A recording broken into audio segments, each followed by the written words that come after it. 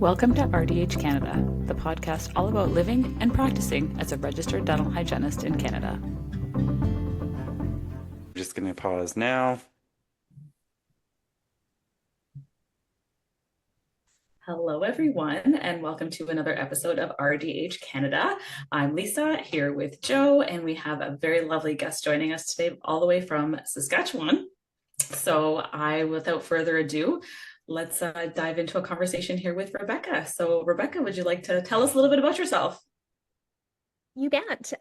My name's Rebecca Withrow, and I live in Alta Vista, Saskatchewan.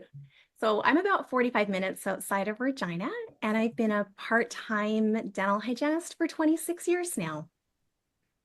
Working in general practices mostly, or general dentistry? Yes. Oh. Yeah, in private practice. And is Alta Vista south of Regina or where?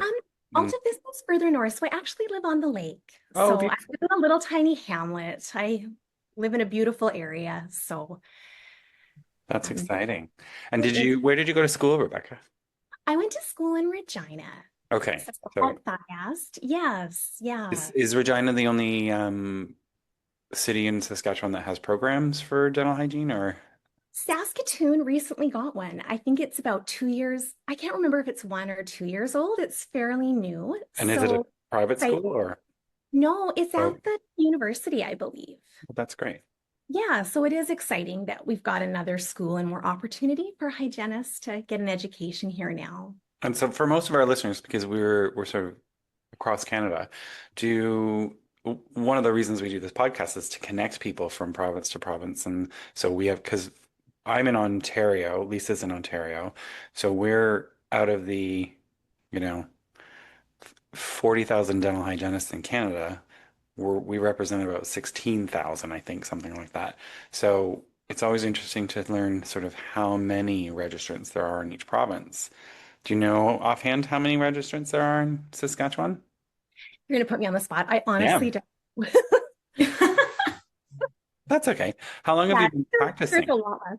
So I've been practicing for 26 years. Okay.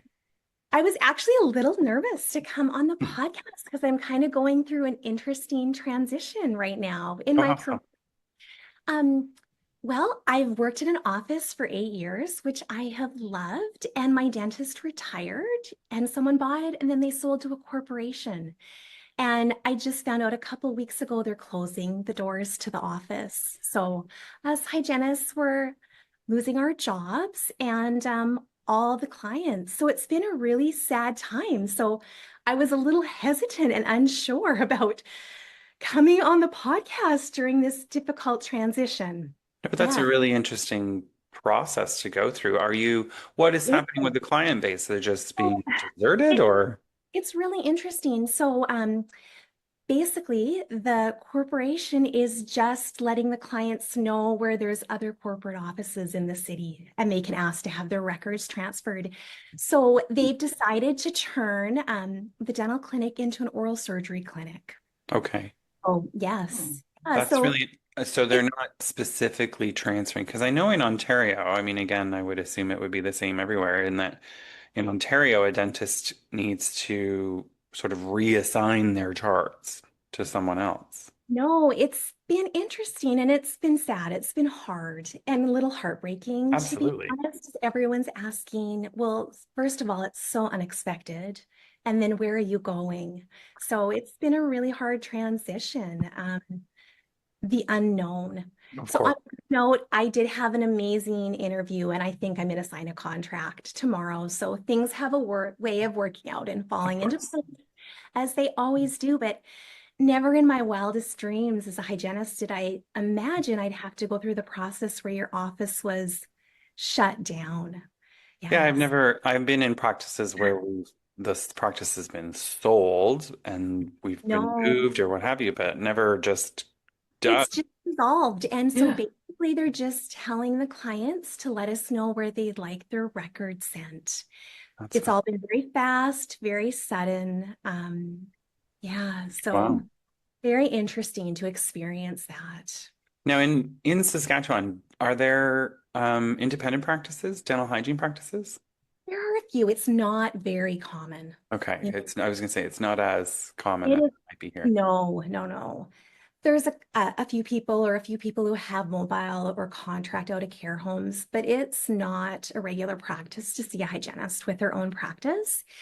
And I'd say, at least in Regina, about a third of the practices have been bought up by corporations. That seems to be a very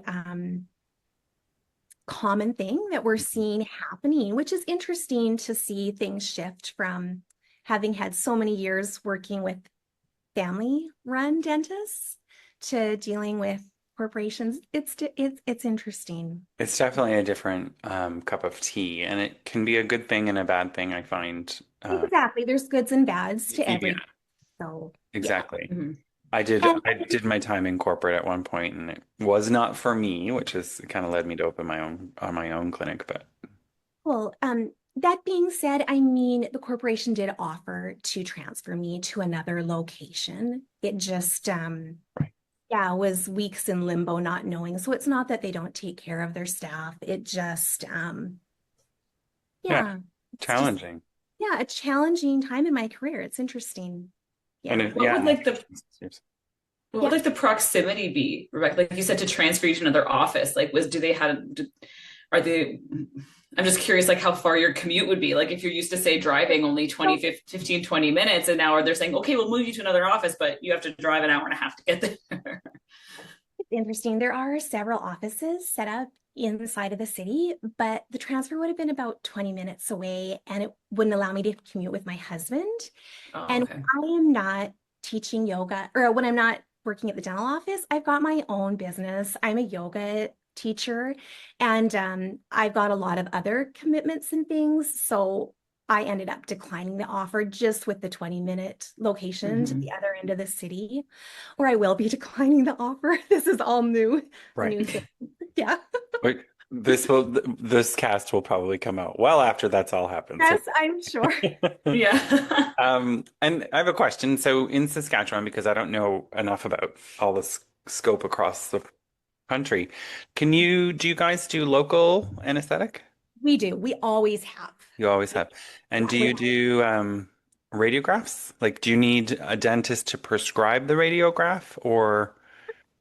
Well, you have a dentist have a look at them. Like, obviously, you can't diagnose, but Right. you can go ahead and take them on your own. Like a Okay. hygienist can work on her own and take her own x-rays. Okay. You know, Yeah, I because see this, here, you probably want to get this looked at, but can't technically of diagnose. course, yeah. So in Ontario, a dentist actually has to do an examination to prescribe an X-ray first. No, a It's a hygienist challenge. would Yeah, go ahead and prescribe. Yes, if someone that's comes great. in for specific, I just go ahead and take what I felt was needed. Yeah, that's Mhm. great. Yeah, I'm always curious because I feel like Ontario is like the last province. Every province seems to be the same, and except us. Interesting. Yeah, and we're the largest province. And So yeah, I was going to say we're the largest too, which is funny, but yeah. Now, in terms of Saskatchewan, have you ever worked in any kind of remote areas of Saskatchewan, or do you have colleagues that work? I have actually. For about 10 years, I worked in Strasbourg, Saskatchewan when my kids were little. It's a little closer commute for me.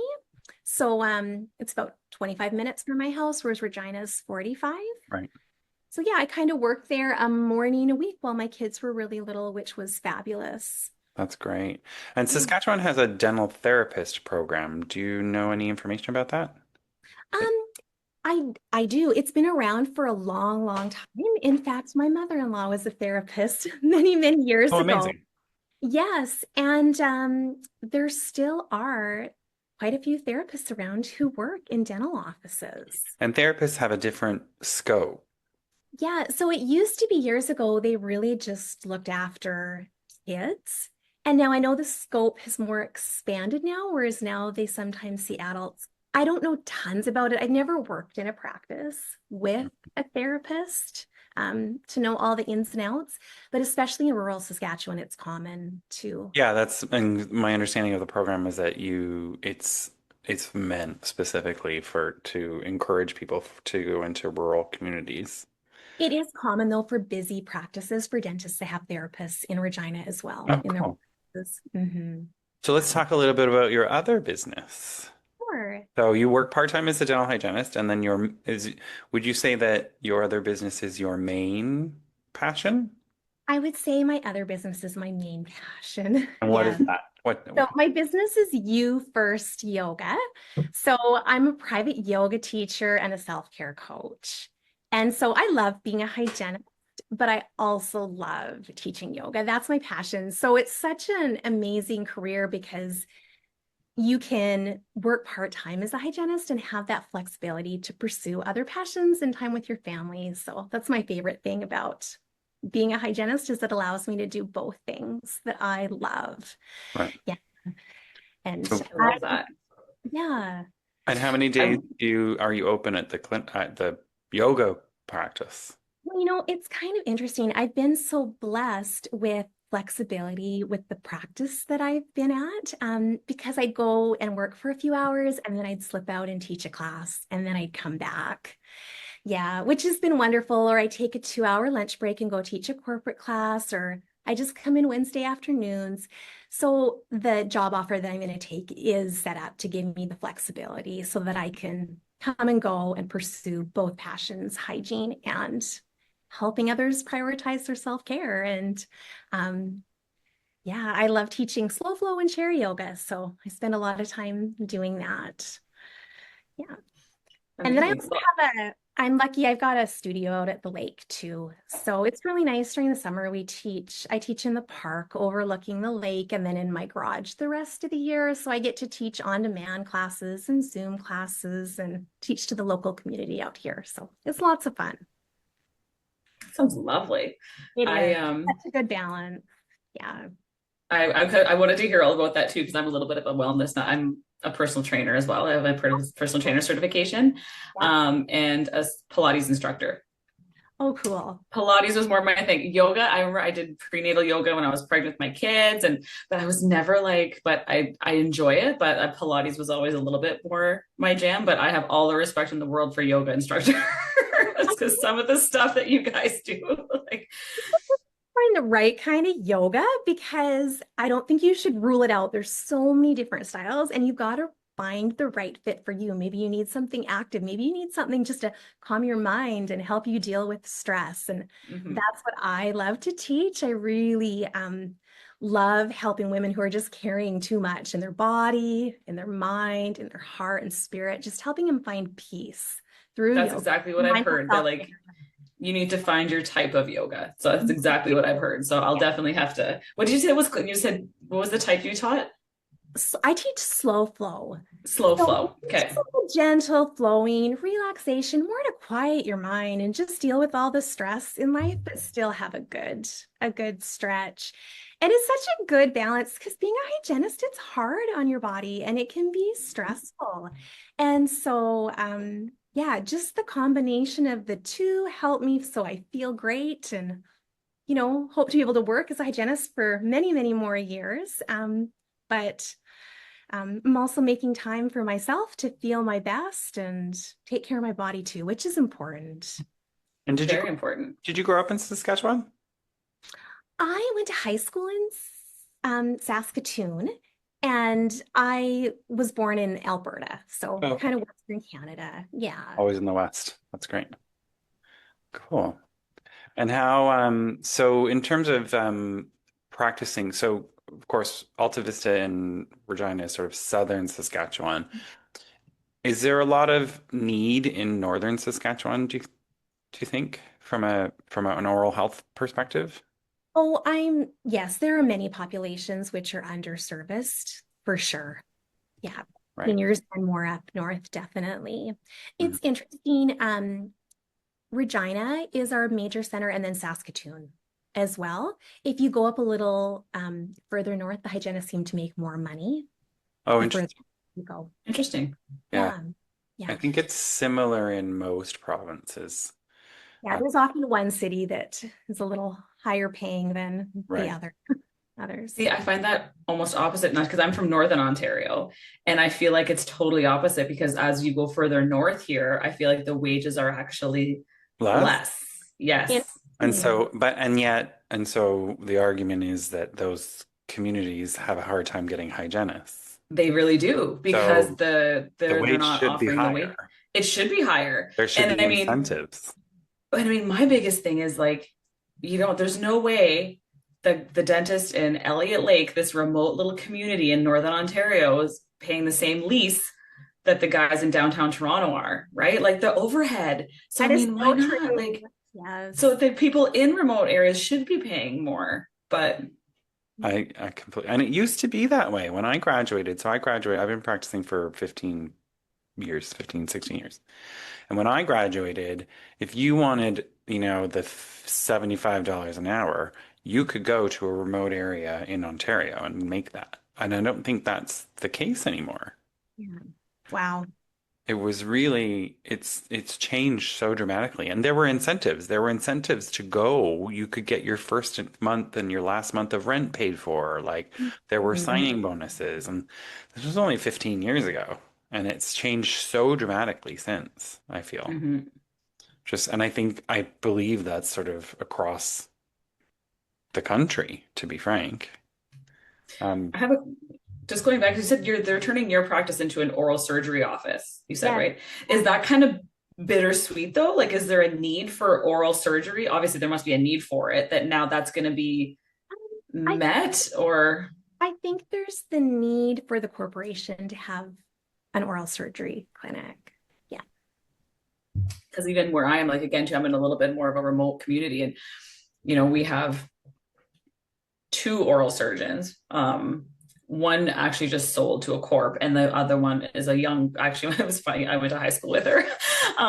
She opened up, and she's from Sudbury. She opened up here, and we were all like thrilled to have another oral surgeon here. But that's I'm just curious, like if one of the like, I don't have a ton of corporate offices here, but if they closed one and opened like a specialty office, I know for us it would be like, well, like again, to me, it would be bittersweet. Like, not that I would want to see an office closed, but the fact that we would get specialists would be huge. But I guess in a bigger center like Regina, there's more supply there already. We do have a few. I think we we're struggling to find someone to come in, a dentist to come into the practice. Mm. So I think that's the reason that it went that route. oh, I see. Yes, yeah. Oh, right. So because the corporation bought it, but they didn't have a dentist to available to come in. Exactly. We had somebody temporarily, but they were opening their own practice, which is wonderful. So they were just kind of there for a period after the retirement, but not to stay long term. And then I think when the position, I'm sure there was many factors, but Right. yeah, we just Fascinating. thought that Okay. it was. But that's okay Interesting. when one door closes, another opens, and Yeah, things for work sure. out for a reason. So Have you ever Mhm. been a full-time? And you said you're a part-time um, hygienist. Have you had full-time I practice? have had full time. When I first graduated, I worked in Calgary. You made more money when you went to Alberta to work.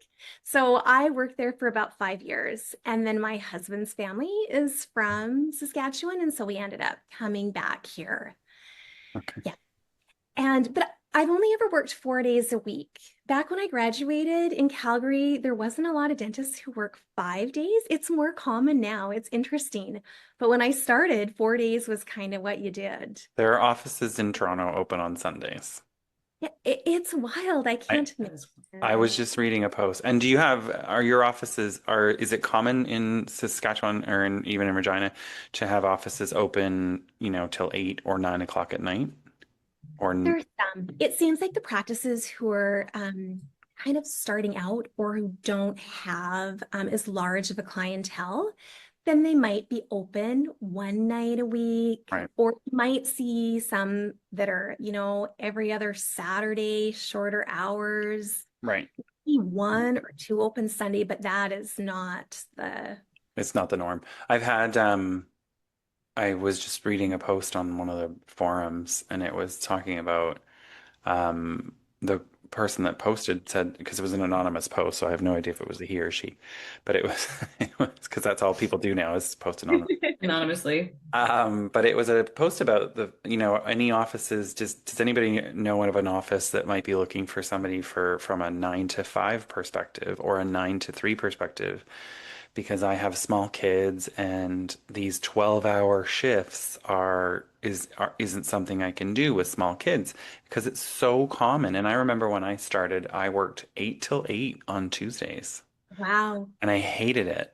I can't imagine. So the position that I've just taken, the dentist only works 6-hour shifts, and I could work whatever hours I want. So I'm just mulling over in my head this morning. Okay, what is the ideal? I'm Right. thinking 11:30 to 4:30, a 5-hour shift, something like that. Teach yoga in the morning and then go. But I've always been blessed to have a lot of flexibility around my kids. That's great. Yes, I've had times where I've worked 9 to 3 or 7:30 to 11:30 or yeah, I've always been fortunate that I haven't.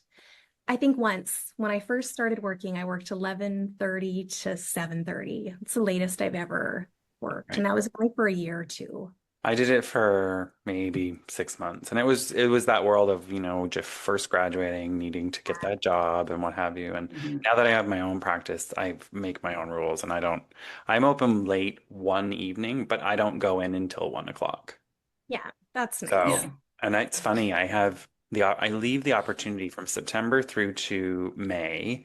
I'm open every other Saturday and I'm never open a long weekend on a Saturday, and I travel quite a bit here and there, but I get angry with the patients who demand Saturdays and then they reschedule Don't show up. or Yeah. don't show up. I know. So I've That's a common slowly trend. made less and less Saturdays available. Yeah. Yes. I'd rather it be full than go in and waste my time. It's Yeah. funny, we struggle with that on Fridays here, even as well. Everybody wants a Friday, but Then they yeah, don't show up. it's They all don't show apart. up. Yeah. I remember the one office, the very first office I worked at, this was before I had kids.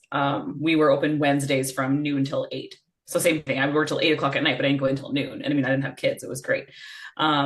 And I remember that. So we would go from noon till 4, and then our lunch was from 4 till 5. And then so 5 to 8, it was an ortho office, was like go time. And if you missed that one of those, if you had a Wednesday night appointment and you missed it, you never got one again because they were in such high demand. And my boss was such a stickler for his schedule, and he's like, nope, you never got one again. And so that's how he kind of eliminated that. So our Wednesday, I mean, that whole office in general had so few no shows or cancellations because he was so strict on it. But yeah, no one missed their Wednesday night because they knew they weren't going to get one again. And we didn't do it in the summer, which was nice. We only did that from like same thing, May till September. Like June, July, August, we didn't do it. We worked That is like, so nice to then have the summer yeah, switch. we went to summer Uh, hours. So Wednesdays was 8 to 4, like all the rest of the days. But I remember when I opened, I have a client who messaged me and she was like, "Are you going to be open Saturdays?" I said, "Yeah, but I won't be open Saturdays in the summer and I'll never be open a long weekend." And she said, "Well, how can you not be open Saturdays in the summer?" I said, "Do you want to work a Saturday every summer in the summer?" She's like, "Yeah, good point." So my yep. my clients all pretty much understand. If it works out from a scheduling perspective that I feel like I need like maybe one Saturday in the summer I might schedule, but I think I've been open 6 years and I think I did that once. So you have Yeah. your own private I practice? do, yeah, I do. Do you have anyone else that works with you, or do you just work by yourself? I have a hygienist that sort of comes in as she's as an associate, but she sees her own clients within my. I really love the idea of having to be more of a collective practice, but I do my practice is very heavy on myofunctional therapy, so Oh, that's the okay. main part of my practice. But so my hygiene side of it works out to about 35% of my practice. So. That's really neat. It's really interesting though, and it's funny, Lisa and I think we're talking about this, and I've been wanting to hire somebody to take on the new hygiene patients. Mm. And I've had like 4 hygiene patients book in the last 3 days, new patients, which is fantastic. But it's really hard to find somebody who can be flexible enough to just see them a little bit in the beginning. You know what I mean? So that's the challenge I'm facing right now because I can hone them all into specific days and then give it away, I think. But I have to sort that out still. You just need to find someone like me who's got another Yeah. passion Flexible. for Yeah, this mom exactly. that just wants a little bit, and they're out there, right? You just gotta, Yeah, yeah, that's advertise and essentially what say I'm the looking right things. So yeah, to for. That's attract the true. right associate. That's really nice that you've always had that kind of flexibility though. Yeah, I've loved the career and the profession because of the flexibility And that see, it is. I got into it because I was hoping for flexibility, and then it in Toronto, I don't think that there's a lot of flexibility in general. And the job I stayed with for the longest period of time before she sold, I had I didn't have a lot of flexibility, but I had a lot of ownership of the office. So it was but I never my schedule didn't really change. And it used to be that if they had to work if the Monday was off, we had to work, like from a long weekend perspective, we had to work the Friday. Oh, About okay. 6 months in, I was like, yeah, I'm not doing that. Yeah. One thing I was going to say that's kind of cool about Saskatchewan, and what I like about Saskatchewan is you're not required to work a certain number of hours to keep your license. So some provinces, like I know Oh, in Alberta, you're required to work a certain number of hours. So one of the draws of coming back to Saskatchewan as a mom with little kids is I could just work 4 hours a week and continue to have my license. that's So I really don't know if interesting. other provinces are like that, but I know in Alberta, I can't remember what the number was. I want to say it was closer to 2 days. In order to keep your license active, you had to have a certain amount of practicing hours each year. I'm going to start Oh. asking people that because that's really interesting. I don't know they even. And that was so when I was in Alberta, when I first started, that was 26 years ago, but that was the case. And I believe it's still the same. I do have cousins who are hygienists there. But yeah, that was one of the draws of being in Saskatchewan is it's not a requirement. I know when we renew our registration, we put a sort of percentage in about how many hours we work and, Hmm. what versus administrative versus clinical versus, but yeah, I don't know. That's interesting. That I'd be is very curious interesting. if that's still the practice. But yeah, that was one of the draws of coming back to Saskatchewan was there was no requirement for hours. One of the So reasons, what's sorry, go ahead. I was curious going back just your hours, like what is your like for us Ontario people, it's all like the quality assurance. Like you must have a similar program in Saskatchewan that you have to do so many hours of continuing education. You have to Oh, do like yes, for so like sure. what's that program look like? It's like 50 over a 3 year period. It's very And manageable. so do you just have to do you submit yearly when you renew your license, or do you have to like I think you are have to you submit within 90 days. So I just regularly submit as I do it throughout the year.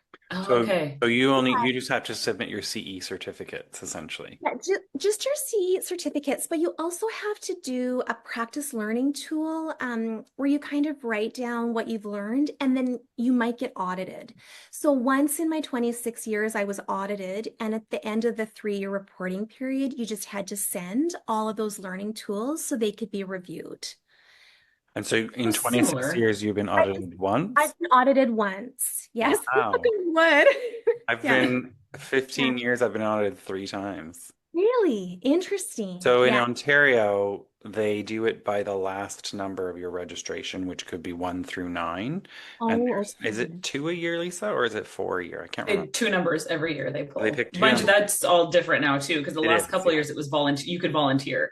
So same thing. I'm 19 years in, and I was audited twice, and then I volunteered this last round. So Okay, that's nice. three Long. times in 20 years. So every 5 years approximately, like Yeah.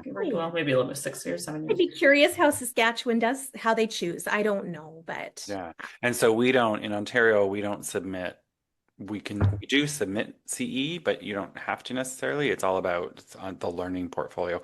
But we also have this new path of practice peer circles, which is really interesting. It's going to be fun. I'm doing it hopefully in the fall. I have booked a date. I can't remember what it was, but yeah, where you sit around with peers, a group, and there's a facilitator, and you talk about various scenarios and various sort of it's a lot of sort of ethical questions and love scenarios. that. That's a cool idea. Yeah, and then you have the facilitator, you have an interview with the facilitator, talk about your goals, because we write goals for every year and to maintain and then I think they talk a little bit about practice profile. I'm not sure in terms of I don't know if I went to I attended like they did like sample ones almost like yeah. kind of trials, whatever I'm lacking the word, but and I can't remember if they did much practice profile So stuff. it's the interview side of it. So I know a Oh, okay. friend of mine who's a facilitator,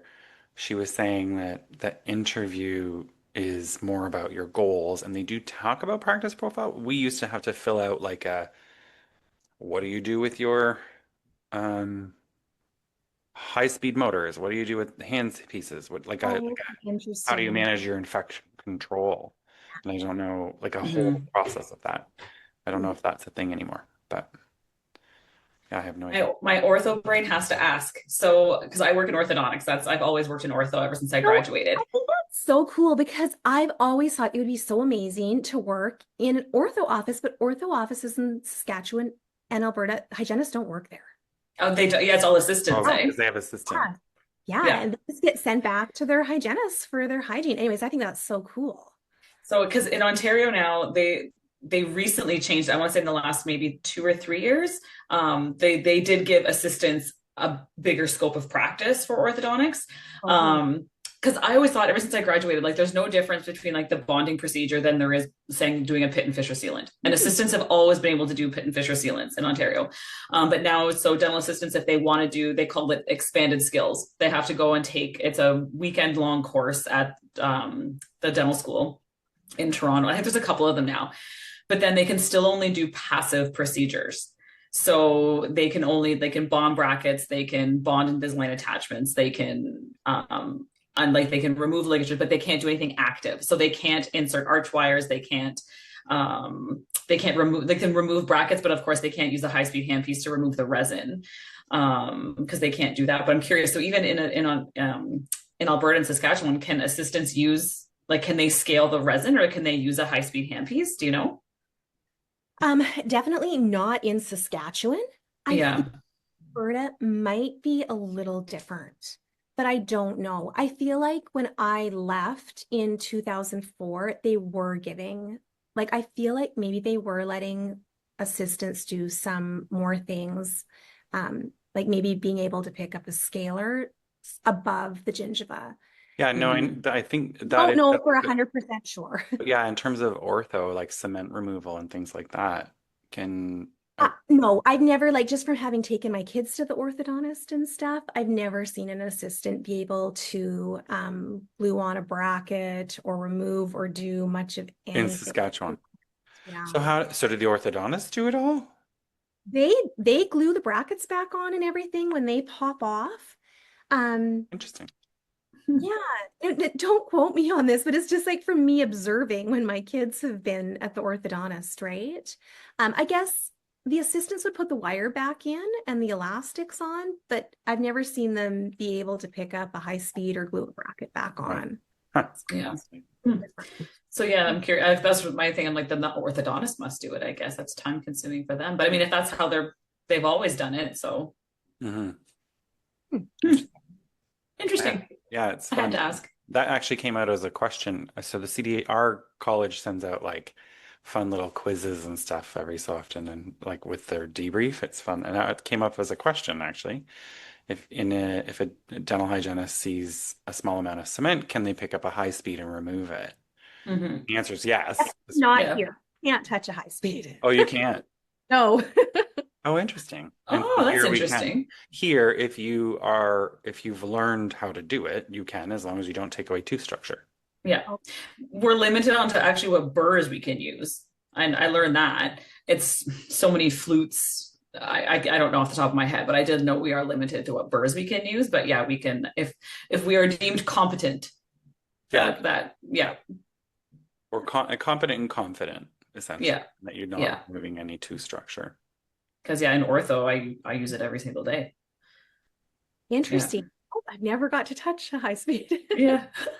It can be a little intimidating at first, but I mean, yeah. And I mean, when they went away during COVID and we had to use adhesive removers and scalers to remove resin, it was like, oh, I miss my Oh, that'd be resin. awful. Imagine. Oh, it was so awful. I mean, we still use them. I mean, of course you have to have your enclosed room but ortho offices are all open concept. So we actually had to enclose rooms and oh, it was a nightmare, but we made it. We lived to tell about it.